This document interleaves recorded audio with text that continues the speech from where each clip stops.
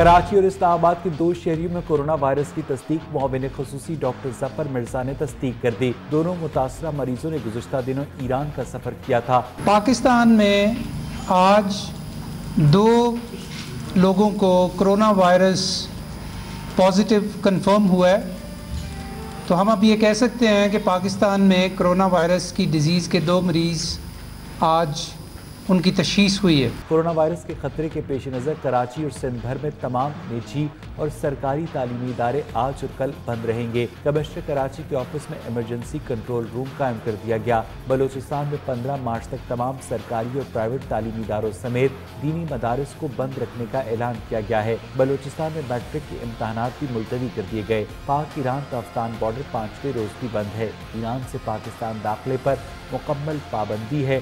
ملحقہ اضلاع میں ایمرجنسی تاحال برقرار ہے۔ کوئٹہ سے تافتان تک ٹرین سروس بھی معطل ہے۔